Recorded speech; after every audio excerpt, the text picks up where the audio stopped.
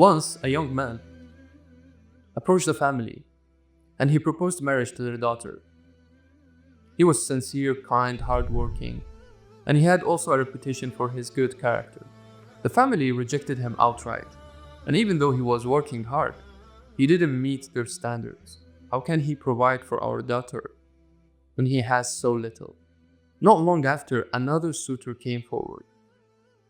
This time he is wealthy, but he is also known for his lack of morals. And this time, the family eagerly accepted his proposal, saying Allah will guide him to the right path. No one thought to say about the poor suitor, Allah will provide for him.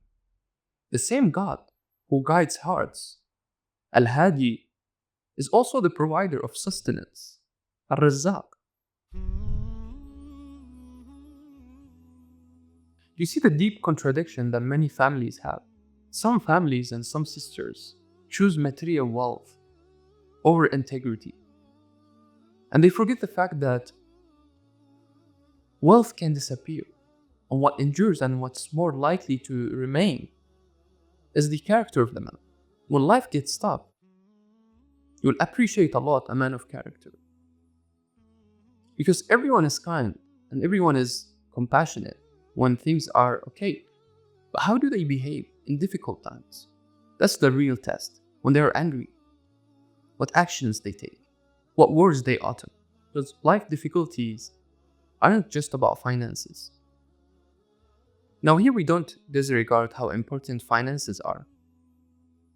But you have a bunch of problems in your life that money cannot solve. If you want emotional and spiritual stability in your relationship and in your marriage, you'll have to focus on qualities that provide those things. Isn't that logical? Wealth, money, and material things are part of what we enjoy as human beings in this life. So I'm not saying to completely disregard them, but you have to just understand that wealth can come and go. It's temporary and unpredictable, but a man's values will always shape his actions, regardless of his finances. A wealthy man with poor character might neglect you and might neglect his responsibilities towards you. He might treat you poorly when he doesn't feel good or when his business is not okay. But a man of integrity, even in modest circumstances, he will do as much as he can to provide for you, to protect you, to be compassionate with you. He will sacrifice his happiness to see yours.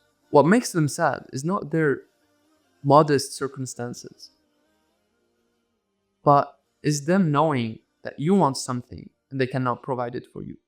And that's why it is important for you, if you care about the man, to not show your unhappiness when you are with the man, especially when it's beyond his control. Because with that, you're amplifying the pain for him. I don't mind. I can be poor. I can be hungry. I can struggle. But when my wife, my woman, is struggling, or when my woman wants something and I cannot give it to her, that's a whole different experience. That's a whole different pain. So to choose wisely, it is to not only think about material wealth. Having a man with a good character should be the first thing. And then wealth and the material things can only be complementary to what is really important. With a man of integrity, you will always have the possibility to build an empire together. You can achieve goals together. You can reach milestones together. But a wealthy man with poor character, for him, this connection that you both had will only be a transactional arrangement. Now, for us in the culture, we get fooled easily with the external looks.